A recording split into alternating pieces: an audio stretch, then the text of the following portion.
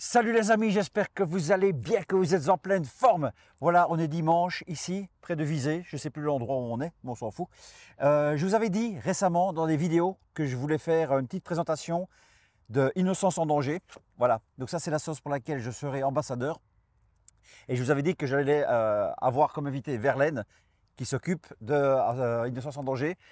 Et on va essayer de vous expliquer le plus rapidement possible, le plus condensé possible, pour que vous compreniez bien dans quoi s'est engagé Verlaine et dans quoi je m'engage aussi en tant qu'ambassadeur. Et puis après, vous ferez vos recherches par vous-même, mais je trouvais ça important qu'on vous explique au maximum ce qu'il en est. Donc voilà, Verlaine, hein, merci d'être là évidemment pour expliquer, parce qu'on est dimanche, hein, d'autres choses à foutre, hein, j'imagine aussi. Hein, tu as beaucoup de choses à faire la semaine. Mais un grand merci. Alors, justement comme ça, par rapport à nos belles âmes qui nous écoutent, quel est le rôle de Innocence en danger à la base et d'où ça vient? Eh bien, d'abord, bonjour à tous et merci Stéphane de m'avoir invité ici parce que je suis tout à fait honoré de pouvoir présenter Innocence en danger Belgique à ses auditeurs. Donc Innocence en danger Belgique, c'est une association dédiée à la protection des enfants contre les violences sexuelles et aussi depuis un an ou deux contre l'hypersexualisation. Et donc c'est un petit clin d'œil à la problématique de l'EVRAS que beaucoup de gens connaissent actuellement. D'accord. Et ça, il faut savoir que même avant le Covid, tu étais déjà impliqué là-dedans. C'est pas le Covid qui t'a fait venir à Innocence en danger, c'est ça? Non, non, bien sûr, hein, donc depuis 2019, eh bien, on représentait l'antenne Innocence en danger Belgique via une association. Et aujourd'hui, eh bien, l'association a changé de nom et s'appelle définitivement Innocence en danger Belgique. Ouais, tout à fait. Et alors, toi déjà, qu'est-ce que tu as déjà fait comme acte, comme combat?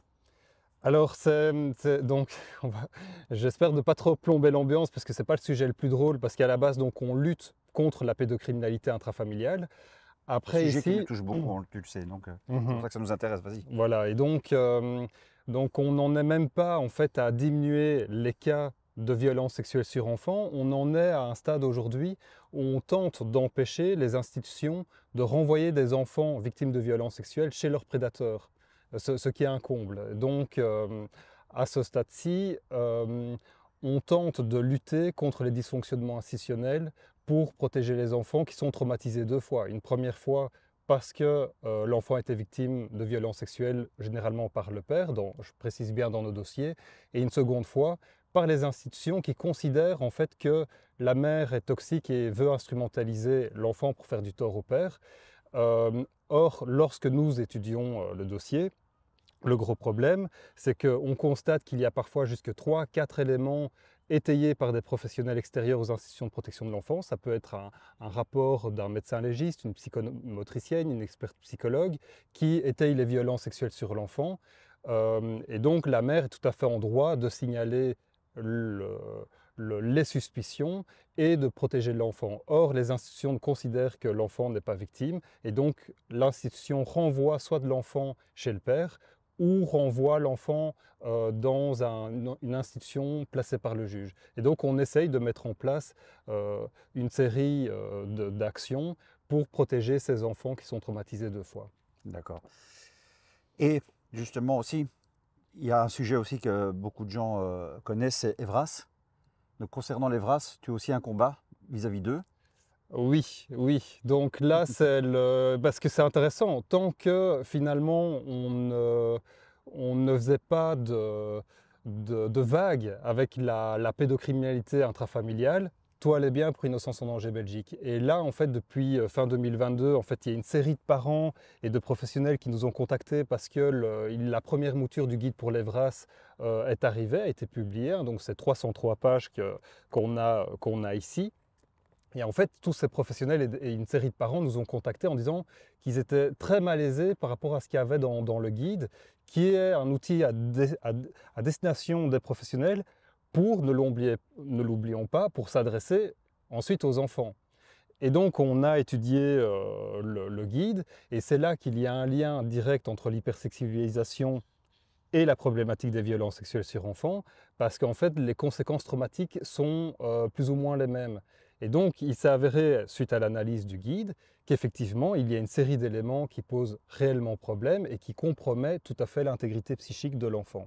D'accord. C'est comme ça qu'on est arrivé finalement à sensibiliser la société sur cette problématique, puisqu'on sait bien finalement que, que finalement toute la littérature en fait conditionne les pratiques professionnelles en animation et que les risques du coup de dérive sont très élevés à partir du moment où il y a des choses problématiques dans le guide. Et donc, les questions que les gens se posent en disant c'est pas vrai qu'on veut apprendre la masturbation aux enfants, c'est vrai ou pas?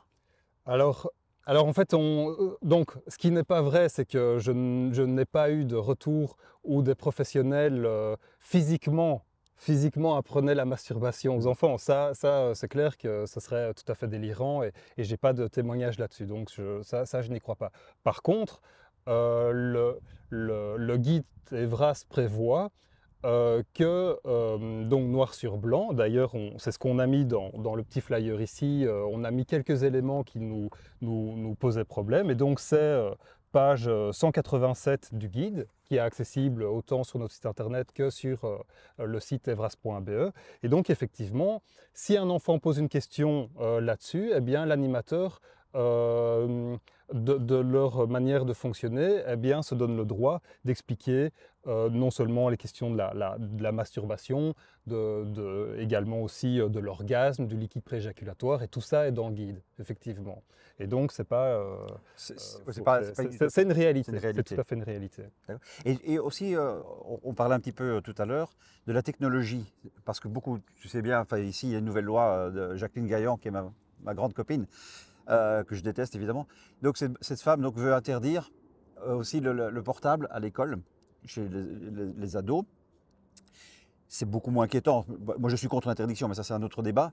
En revanche, j'ai une maman qui m'a soulevé que c'était une obligation à l'école maintenant de faire ses devoirs sur tablette. Est-ce qu'il y a un lien direct entre la tablette, la technologie, la pornographie? Est-ce que tout ça peut être lié pour un enfant, si tu vois ce que je veux dire? Oui, oui, tout à fait. En fait, le fait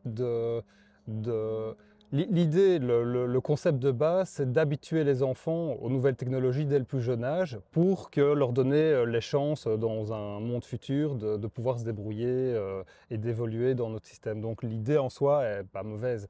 Le problème, c'est que d'habituer en fait les enfants dès le plus jeune âge à ce genre de technologie, eh bien, pose de réels problèmes puisqu'on sait que statistiquement, les enfants en fait sont et c'est pas de manière voulue. La plupart des enfants qui vivent à un moment donné une effraction du psychisme tombent sur de la pornographie par inadvertance.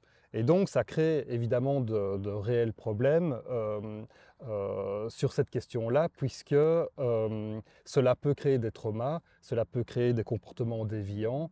Et la réponse du guide pour l'Evras ici, c'est page 210, c'est au lieu de parler en fait des interdits et des dangers, eh bien on va parler des avantages et inconvénients de la pornographie. Ouais, ou alors ils vont parler des influences positives et négatives des pornographies, ce qui est complètement problématique puisqu'il y a une forme de banalisation et d'animation finalement permissive à destination des enfants. D'accord. Ouais. Et alors, un sujet aussi qui m'a beaucoup touché quand il est venu chez moi pour en parler, c'est les attaques que tu as du fait que tu t'attaques à l'Evras. Oui, ben oui, oui. Donc, effectivement, c'est ce que je disais tout à l'heure. Tant qu'on ne fait pas de vagues avec la pédocriminalité intrafamiliale, pas de problème. La SBL va bien, elle évolue bien, on a nos subsides, on est reconnu en éducation permanente. Ah, juste pour les Français, les Canadiens et les Suisses qui me suivent, ASBL, c'est une association sans but lucratif, c'est l'équivalent d'un collectif. Comme ça, vous savez un petit peu ce que c'est. Tout à fait, oui. Et donc, on était reconnu en éducation permanente par la ministre. Précédemment, c'était Bénédicte Glinard, écolo à la Fédération Wallonie-Bruxelles. Et donc, une fois qu'on a fait des dizaines et dizaines d'animations pour finalement justement outiller les parents à communiquer constructivement avec leur école pour s'assurer que l'EVRA soit bien adapté au développement de l'enfant. Et donc, nous, en faisant ça, on s'est fait voir comme des extrémistes.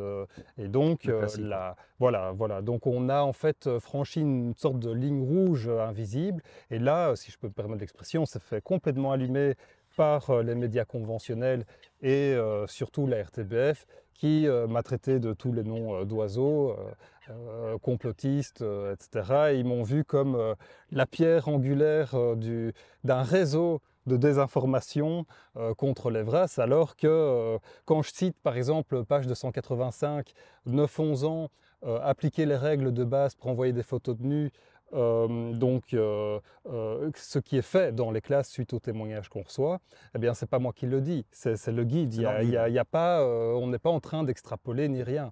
On ne fait que dire ce que le guide dit et ce que la loi prévoit par rapport au guide. D'accord. C'est un peu comme avec l'histoire des masques hein, sur les boîtes. Ne protège pas des virus, c'est pas nous qui l'inventions, c'était écrit. Voilà. Donc c'est factuel. Voilà. Et justement, et par rapport aux médias, tu étais interdit même d'aller dans les médias belges. Ah oui, oui, donc en fait, le samedi, je crois que c'est le samedi 15 septembre, j'étais encore invité pour le lendemain pour aller à Vivement Dimanche sur le plateau télévisé de RTL de Borsu. Et quand il y a eu cet article qui me traitait d'extrême droite, de complotiste, etc., eh bien, j'ai reçu un appel de RTL qui me disait le lendemain, qui me disait la veille, voilà, trop de pression, on ne peut pas vous garder. Mais pas de chance pour eux, eh bien, même si je me suis fait censurer, eh bien, de Borsu a gardé mes notes et a coincé mon employeuse Bénédicte Linard en lui demandant clairement quels sont les avantages de la pornographie. Elle n'a pas pu répondre et elle s'est fait coincer à 3 fois, à 3 reprises sur cette question-là. C'est comme quoi dire des vérités, même à la télé, c'est toujours difficile. Et justement, alors, moi, je suis ravi d'être ambassadeur pour ce collectif parce que on me l'a souvent proposé d'être ambassadeur ou parrain de collectif. J'ai jamais voulu m'engager là-dedans. Ici, ça me touche énormément parce que moi, j'ai vécu des violences étant enfant. J'ai vécu à la DAS pour les Français, donc dans des homes ici en Belgique. Je connais la problématique de l'enfant qu'on n'écoute pas. Donc ça, c'est un gros problème que moi j'ai vécu. On n'écoute pas l'enfant, on écoute les institutions, on écoute le directeur de home, enfin soit. C'est pour ça que ça me touche beaucoup. Et notamment, j'ai 2 enfants maintenant aussi, je suis papa. Donc c'est pour ça que ça me touche tout autant. Est-ce que concrètement, moi je sais ce que je vais faire, je vais le dire après en terminant la vidéo, mais concrètement, qu'est-ce que des gens pourraient amener à Innocence en danger ou qu'est-ce qu'ils pourraient faire comme petit acte? Parce qu'on sait bien que les petits ruisseaux, donc comme petit acte pour pouvoir aider. Parce qu'il faut savoir que en aidant Innocence en danger, donc que ce soit en versant de l'argent ou autrement, ça leur permet, parce qu'il n'est pas tout seul hein, au sein du collectif, ça leur permet de pouvoir attaquer, que ce soit notamment, j'aimerais bien que tu expliques juste deux actes que tu as fait, que tu m'avais expliqué tout à l'heure, et qu'est-ce qui ça a aidé. Je pense pas qu'on l'ait dit, hein, parce que tu l'as pas dit, hein, ça. Non, non, Donc, non, voilà. non, j'ai pas Juste encore ça. parlé de ça. Bien qu'on soit une petite association, on est dans le concret, on est très pragmatique. Et donc, par exemple, sur la thématique de l'EVRAS, on a déjà fait plus de 45 animations. Et suite à ça, on a décidé justement de produire un livre qui va s'appeler Les enjeux du guide pour l'EVRAS, justement pour outiller les parents à s'adresser de manière sérieuse et professionnelle à leur école pour assurer la protection de leur enfant contre n'importe quelle dérive. Et donc ça, eh bien, on l'avait dit en 2023, eh bien aujourd'hui il va sortir d'ici 1 mois ou 2, donc j'ai fini de l'écrire. Il est en relecture et donc on est vraiment dans le concret. En parallèle, eh bien, j'avais dit que suite, donc il y a eu un décret EVRAS qui a été voté le 7 septembre 2023. J'ai dit que sur base de notre analyse, on allait faire un recours à la Cour constitutionnelle pour faire annuler le guide. Et donc, pour être précis, eh bien, c'est en fait parce que le décret, justement, rend obligatoire des animations EVRAS sur base du guide. Et donc, nous, ce qu'on dit, c'est que le guide, en fait, est anticonstitutionnel parce qu'il déroge à l'article 24 de la Constitution qui prévoit que l'enseignement se doit d'être neutre. Or ici, il n'y a rien de neutre dans le guide pour l'EVRAS. Tous les fils rouges du guide pour l'EVRAS sont idéologiques. Et donc, on a fait une levée de fonds et là, on a déjà soumis notre dossier à la Cour constitutionnelle. Et donc, on est déjà, en fait, on a déjà envoyé les dernières conclusions et là, la partie adverse va renvoyer leurs conclusions et puis audience et on va déjà avoir une réponse. Donc, on va voir si le système judiciaire fonctionne encore un peu parce qu'au niveau légal, on est dans les clous. On est sûr d'être bon au niveau légal. Donc ça, c'est une deuxième action concrète et pragmatique. Et donc aujourd'hui, sur le volet des violences sexuelles sur enfants, ça, oui. eh bien, nous, pendant des années, en fait, on a été un peu entre guillemets à la traîne, où le public ne voyait pas ce qu'on faisait, parce qu'en fait on travaillait en interne en tentant de coopérer avec les institutions qui dysfonctionnent, un peu comme un peu lanceur d'alerte, mais toujours de manière réfléchie, professionnelle, avec un langage adapté, etc., pour dire que ce qui se passe n'est pas OK et qu'on met en danger des enfants et on bafoue complètement les droits des enfants. Et aujourd'hui, on est arrivé à un stade en fait, où on voit que la communication n'est plus possible avec ces institutions. Et donc, quand une institution met des enfants en danger et qu'elle ne peut pas dialoguer, eh bien, il ne reste plus qu'à utiliser la justice pour remettre de l'ordre là-dedans. Et donc, c'est justement une occasion aujourd'hui de pouvoir annoncer une levée de fonds où on va essayer de récolter 12 500 € pour en fait lancer une procédure judiciaire contre une institution de placement d'enfants, en fait une institution d'orientation et d'observation qui reçoit des enfants entre 3 mois et 6 mois. Et c'est dans un contexte où le juge, c'est pas trop, il se dit voilà, peut-être que les deux parents dysfonctionnent, peut-être que la mère elle ment et que l'enfant n'est pas victime de violences sexuelles, etc. Et donc, en fait, nous, en 2023, cette institution, c'est une institution où il y a en moyenne 12 enfants qui peuvent être placés.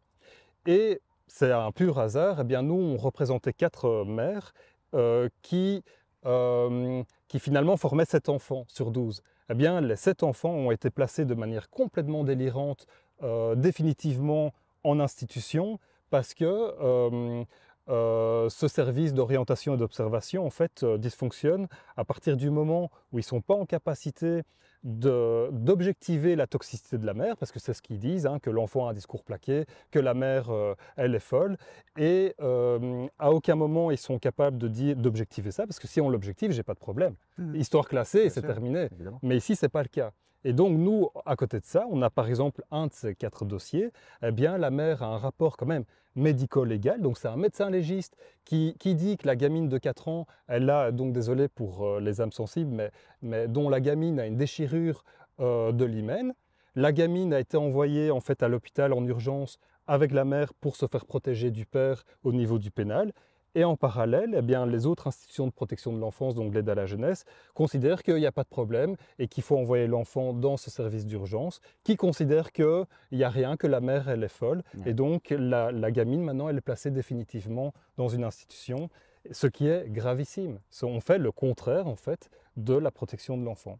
Et donc, maintenant, si vous voulez m'aider d'une manière, c'est toujours vous encodez votre mail pour recevoir notre newsletter, nous retrouver sur YouTube. On ne fait pas énormément de vidéos, mais voilà, on essaye quand même. Et effectivement, de pouvoir nous financer, parce que c'est un acte concret qui va permettre finalement d'aider non seulement ces enfants-là qui sont actuellement en danger, mais qui va pouvoir en fait faire effet jurisprudence. Et là, ça pourrait être une avancée significative pour toute la cause des enfants. Voilà, c'est bon. Bah, je pense que vous avez compris hein, ce qu'on a envie de faire. Alors déjà, pour ma part, comme ça, vous le savez déjà, donc vous savez que je vais partir en tournée avec Namasté ou pas. Et la grosse partie des ventes, des bénéfices, pardon, des ventes de mes t-shirts, il y aura des bougies, des badges et les DVD de Bizouskas. Eh bien, la grosse partie des bénéfices iront pour cette association, justement pour pouvoir aider, comme ils viennent l'expliquer, dans leur combat. Et donc, si vous aussi, vous pouvez le faire. Alors, c'est toujours la phrase idiote, hein, mais j'aime bien la dire. On ne demande pas de faire un virement de 100 € hein, ou ni de 50, mais si tout le monde peut mettre 5 € pour faire un petit don, 5 €, je suis désolé, hein, c'est moins qu'une bière maintenant au troquet.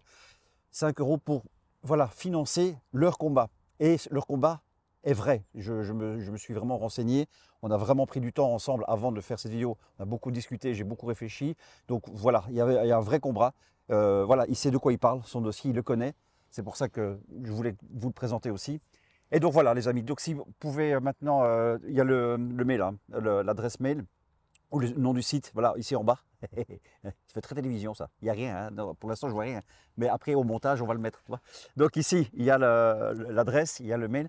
Voilà, c'est des sujets lourds, on le sait, c'est pour ça que j'essaye d'un petit peu alléger, vous en doutez, vous me connaissez. Moi je ne suis pas là pour renforcer encore plus la douleur, on se comprend. Là c'est du combat, c'est pour les enfants, c'est utile, c'est plus qu'utile même. Et là on a besoin de nous, voilà, on a besoin de nous pour que ce monde aille mieux. Et je crois sincèrement en votre générosité, je crois sincèrement en lui, en eux. Et donc voilà, il n'y a plus qu'à. Donc si tu veux rajouter encore quelque chose, Verlaine, tu me le dis. Allez, une dernière petite chose pour résumer finalement l'émission d'Innocence en danger, ce qui est très facile pour nous comprendre, c'est le fait que quand on reçoit finalement un soutien financier, cet argent finalement est dédié à la cause des enfants pour se constituer partie civile, pour défendre ces enfants qui n'ont pas la chance aujourd'hui d'avoir une défense adéquate. Voilà. Et donc sur ton site, il y a pouvoir faire des dons. C'est Oui, très tout à clair. fait, Voilà, tout à fait. On va le mettre aussi Voilà. en image. Oui. Ah ben super. Merci, merci Eh bien, Verlaine, vraiment, merci et à merci toi. de ce combat pour les enfants. Tu sais bien que ça me touche beaucoup à cœur, évidemment, étant papa. J'espère que voilà, vous avez été un peu mieux compris. Alors, je sais bien, c'est toujours plein de bonnes intentions. Ne m'envoyez pas 150 000 mails ou 150 000 messengers de dire ah ben je connais quelqu'un qui pourrait.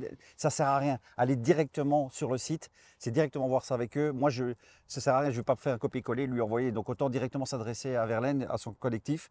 Mais n'hésitez pas. Voilà, s'il y a des questions, allez voir sur le site. Je pense qu'il y a pas mal de réponses déjà sur le Oui, site. et je suis tout à fait accessible. Voilà. Donc Voilà. n'hésitez pas. Et puis voilà, et on continue le combat et on lâche rien pour nos petits loupiaux. Et à tout bientôt les gars. Merci. Verlaine. Merci, À tout bientôt. à Ciao. bientôt.